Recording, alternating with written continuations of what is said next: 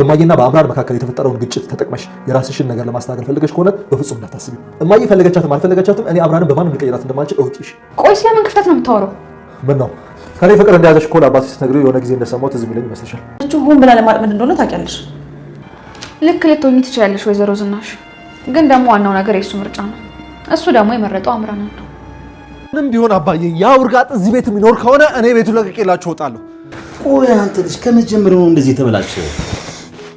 መበላሸት እኮ አይደል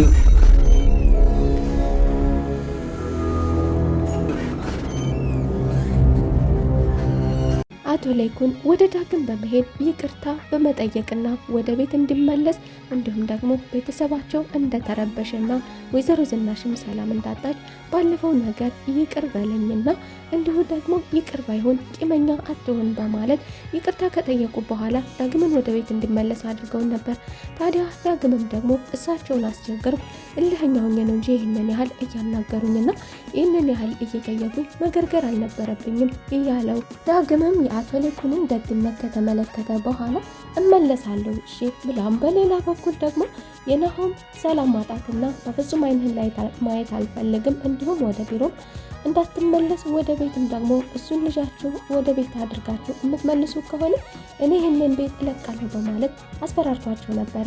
ነገር ግን ዛሬ አቶ ላይኩን እንደ አባቱ ነው ዳግምን አናግረው የቤቴን እንግዳ በዚህ ሁኔታ አስቀይሜ ከቤት በመውጣቴ ሰላም አልሰጠኝም እንድትመለስ ፈልጋለሁ በማለቱ ዳግምም ወደ ቤት ተመልሷል። ታዲያ ናሆምም ደግሞ ይህንን ነገር ሲመለከት ከሁለታቸው አንዳቸውን እንዲመርጡ ማስጠንቀቂያ ሰጥቷል። በሌላ በኩል ደግሞ ከቤተሰቡ ጋር ሰላም እንዲያጣ የምትፈታተነውና የምትጎተጉተው አምራን ደግሞ አሁንም ጭቅጭቋ እንደቀጠለ ነው።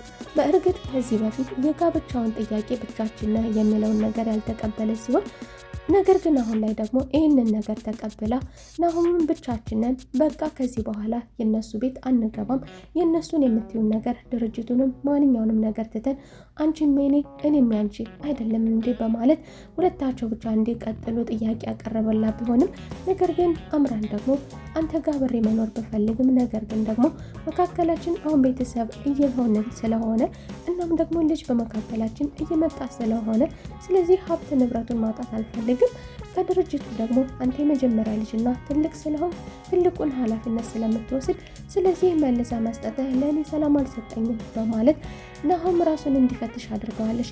ናሆምን በተደጋጋሚ እኔ አንቺን እንጂ ማፈቅረው አንቺ ግን ለእኔ ብለሽ እኔም ብለሽ የመጣሽው ገንዘብ ብለሽ ነው እንዴ በማለት በተደጋጋሚ እያያዛት ቢሆንም አምራን ግን እንዴት እንደዛ ታስባለህ?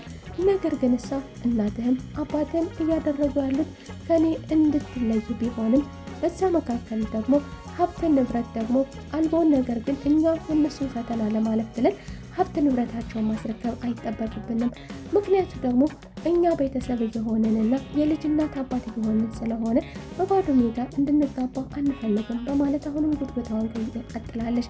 ታዲያ ናሆምን ደግሞ የተመለከተውን ነገር ከኑሐሚን ጋር የተመለከተውን ነገር ወይዘሮ ዝናሽና ኑሐሚን መኪና ውስጥ ሆነው እየተነጋገሩ እየሰማውን ነገር አሁንም በቀጥታ ለአምራን ነግሯታል። አምራንም ነገሩን ለማባባስና ወይዘሮ ዝናሽ ምን እያደረገች እንደሆነ በሚገባ አውቃለሁ፣ እያደረገች ያለችው በእኛ መካከል ችግር ፈጥራ በመካከላችን ደግሞ ኑሐሚንን ለማስገባት ኑሐሚንን ምራቷ አድርጋ ወደ ቤት ለማስገባት እሷን እያሳመነች ነው በማለት አእምሮን በርዘዋለች። ታዲያ ናሆምን ደግሞ ወደ ስራ ቦታ እንደተመለሰ ኑሐሚን ጋር እንደ መጥፎ አለቃ እንዲሁ ደግሞ ያልተፈጠረ ነገር ተፈጠረ በማለት አስከትሎም ደግሞ ተወደው እንደነበርና እሱ የሚወዳት ልጅ እንዳለችና አምራንን እንደሚወዳት አንቺ የምታስበው ነገር መቼም አይሳካልሽም በማለት ያለ ስራዋና ያለ ሀሳቧ በመናገር መጥፎ ነገር አስቀይሟታል። ኑሐሚንም ምናልባት የተሳሳተ ነገር ሰምታ ቢሆንስ እኔና አባቴ እያወራን የነበረው ነገር ምናልባትም መሸሸጊያ ይሆነኛል ብዬ ይሆናል በማለት ነገር ግን እሱ ህይወቱ አደጋ ላይ እንደሆነ ነግራው ቁጭ አድርጋው ሄዳለች። በሌላ በኩል ደግሞ በደካማ ጎኗ ለመምጣት ለኑሐሚን በደካማ ጎኗ የሚያስገባት የእህቷ ስግብግብነት ነበርና ታዲያ ወይዘሮ ዝናሽን ደግሞ ምናልባት ይሳካልኝ ይሆናል በማለት ኤደንን ወደ ስራ ቦታ ከቢሮ ስራ አስወጥታ ከመስሪያ ቤት ውስጥ ሰራበት ከነበረው ቦታ አስወጥታ ወደ ቤት አስገብታታለች። ታዲያ ይህንን ነገር ደግሞ ከመጀመሯ በፊት ከስራዋ ስለዘገየች እህቷ በመቀስቀስ ኑሐሚን ኤደንን በመቀስቀስ ከስራ ዘገየሽ ለመሆንስ ለምንስ ነው የቀረሽው? እንዴት ትቀሪያለሽ? ገና ስራ ከመጀመርሽ እንዴት ትቀሪያለሽ? በማለት የተናገረቻት ሲሆን ነገር ግን ኤደን ከዚህ በኋላ የዛ ቢሮ ሰራተኛ አለመሆኗን ተናግራ ከዚህ በኋላ እነ ወይዘሮ ዝናሽ ቤት ነው የምቀጥለው በማለት ከወይዘሮ ዝናሽ ጋር የተነጋገረችውን ነገር ነግራታለች። ታዲያ በሌላ በኩል ደግሞ እህቷ ወይዘሮ ዝናሽ አንድ ትልቅ ዓላማ እንዳላትና በግልጽ የነገረቻት ሲሆን ይህንን ነገር ደግሞ ሊጠቅማት የሚችለው በሌላ በኩል አምራንንም ለመጉዳት የምትጠቅማት ብቸኛ ሰው ኤደን ብቻ ስለሆነች እየመረጠችው እየተረዳችው ኑሐሚን ደግሞ አሁንም ኤደንን አይኗን እንድትገልጥና እያደረገች ያለችው ትክክል እንዳልሆነና እንዲሁ ደግሞ ለናሆም ፍቅረኛ እሷን ለመበቀል እንዳስገባቻትና የተሻለ ስራ እያለች እንዴት ወደማይሆን ስራ ትገቢያለች በማለት ያስገደደቻት ቢሆንም ነገር ግን ኤደን እኔ ራሴን አውቃለሁ፣ አንቺ አይመለከትሽም ብላለች። ችግርሽን መማር ከፈለግሽ እኔ አግዝሻለሁ፣ ለሚያስፈልግሽ ነገር ሁሉ እኔ አለሁ ከጎንሽ በማለት እንደ ትልቅ እህት ሆና አለሁሽ ያለቻት ቢሆንም ነገር ግን ኤደን ሁሉንም ነገር ትታ ወይዘሮ ዝናሽን ተቀበላ ወደ ቤታቸው ገብታለች። አቶ ሌኩንም የኤደንን ከዛ ቤት መመልከት በእጅጉ አስደንግጧቸዋል። ምክንያቱም ለኤደን የተሻለ ስራ አግኝቼላታለሁ በማለት ከዛ ቤት ምን አይነት ስራ ትሰራ እንደነበረም ስለሚያውቁ ለስብዕናዋም ቢሆን የተሻለ ስራ ነው በማለት ወደ ቢሮ ያስገባትን ስራ ለቃ ወደነ ወይዘሮ ዝናሽ በቤት ሰራተኝነት መልኩ መግባቷ ደግሞ አሁንም አቶ ሌኩንን ጥያቄ ውስጥ አስገብቶታል። እንዲሁም ደግሞ እንደ በዳይነት ስለታየው ታዲያ አቶ ሌኩንም ደግሞ እኔ ለአንቺ የተሻለ ስራ ይሆናል ብዬ ሰጥቼሽ አንቺ እንዴት ከዚህ ትመጫለሽ ቢላትም ከሁለቱም ምንም ልዩነት የለውም። ነገር ግን ደግሞ እንደ ስራ ከተባለ ደግሞ ለምጃችኋለሁ፣ ወድጃችኋለሁ። ስለዚህ ከዚህ ቤት መስራቴና መቀጠሌ ለኔ አይከፋኝም በማለት ለአቶ ሌኩን አሳምናችኋለች። ታዲያ አቶ ሌኩንም ደግሞ አንቺ ከወደድሽና አንቺ ካልሽ አንቺ ከፈቀድሽ ደግሞ እኔ አንቺን ምርጫ አከብራለሁ በማለት አቶ ሌኩን ከቤታቸው ዛሬ ላይ ሁላቸውም የሉም።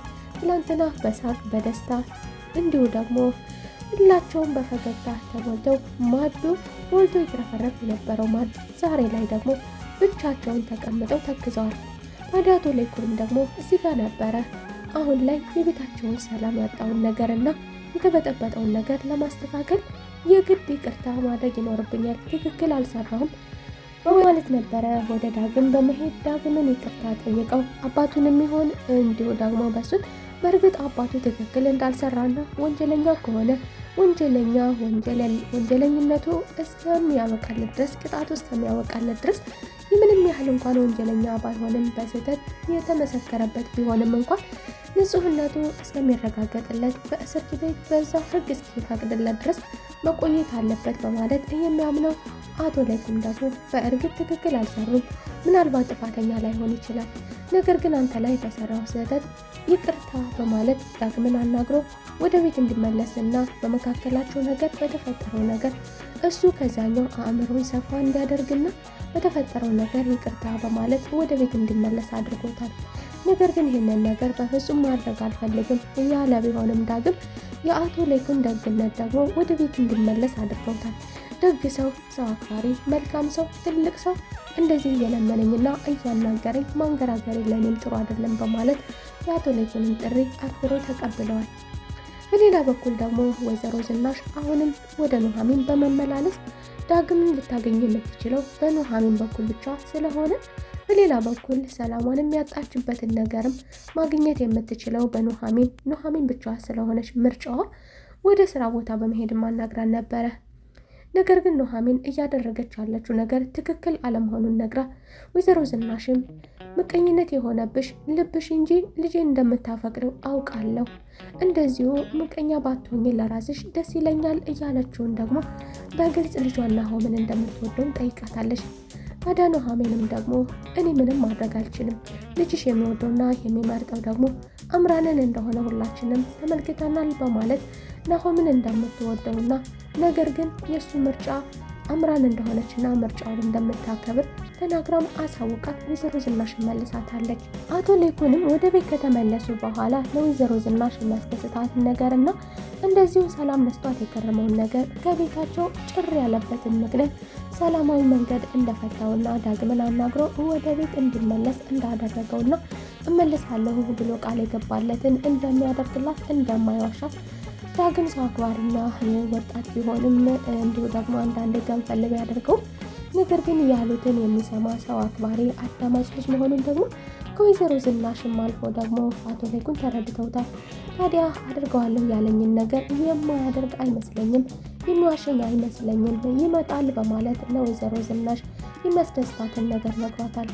በዚህ መካከል ላይ እርግጠኛ ነህ ይመጣል፣ ግን እውነትህን ነው የሚያደርገው ይመስልሃል ወይ እያለች ወይዘሮ ዝናሽ ደግሞ አቶ ላይኩንን እየጠየቀች በዚህ መካከል ነበረ ወደ ቤት ናሆም የገባው። ታዲያ እነሱም ደግሞ በሩን ከፍቶ ሲገባ እየተጠባበቁ የነበረው የዳግምን ነበር፣ መግባት ነበር እየተጠባበቁ የነበረው። ነገር ግን ናሆም ነበር የገባው። ታዲያ ናሆምም ደግሞ በእንደዛ መልኩ መጠበቁ ለሱ እንዳልሆነ ሲገነዘብ ወዲያው ነበር ወደ ነገር የተቀየረው። እኔም በዚህ ደረጃ እንደዚህ ማድረጋችሁና ለዛ ልጅ ቦታ መስጠታችሁ በእጅጉ ያሳዝናል እያለ ከቤተሰቦቹ ጋር ችግር እየፈጠረ በዚህ ግብ ውስጥ ደግሞ እሱን ወደ ቤት ይመለሳል ብላችሁ እየጠበቃችሁ ከሆነ እንዲሁም ደግሞ ካሁኑ ልትረዱትና ልታውቁት የሚገባ ነገር እሱ ወደዚህ ቤት የሚገባ ከሆነ ከዚህ በኋላ እኔ ወደዚህ ቤት አልገባም እያለ ችግር እየፈጠረ ገና ባልተፈጠረው ነገር ራሱን ከማዳመጥ ይልቅ አቶ ላይኩንም ነገሩን ጠለቅ ብሎ እንዲመለከቱና በእርግጥ ከልጁ ከናሆም ይልቅ የተናገረውን ነገር እያሏሽ እንደሆነና እያልተሸወደ መሆኑን በሚገባ ተረድተውታል። በሌላ በኩል ዳግምን ታዲያ አቶ ላይኩንም ደግሞ ልጁ እያጠፋ መሆኑንም አውቆ እሱም በማለፍ ዳግምን ብቻ እየተከተለ ዳግምን ወደ ቤት እንዲመለስ አድርገውታል። ታዲያ በዚህ ጭቅጭቅ ላይ እያሉ ዳግም ወደ ቤት ገብቶ ነበረ። ታዲያ ናሆምም ደግሞ በነገር ጠብቆታል። እኔ ወይም አንተ ከዚህ ቤት እንወጣለን ወይም ደግሞ በሰላም ዝም ብዬ አልለቅህም፣ ዛሬ ላይ ችግር እፈጥራለሁ እያለ ከዚህ በፊት እንደደበደበው አሁንም ደግሞ ናሆም ደግሞ የእናቴ አባቴ ቤት ነው በማለት እንግዲህ ዳግምን እየተፈታተነው ነበረ። ዳግምም ለእኔም ቤት ነው በማለት የእናቱ ቤት እንደሆነና አቶ ላይኩንም ደግሞ ከአባትም በላይ መልካም እንደሆነና መልካም አባት እንደሆነና ዛሬ ላይ የሚከራከርለት አንድ መልካም ነገር እንዳለው ስለተገነዘበ የናሆምን ውጣልኝ ማለት አልተቀበለውም ነበር። የዛሬው ክፍል ይህንን ይመስል ነበረ። በቀጣይ ክፍል ተመልሰን እስከምንገናኝ መልካም ቆይታ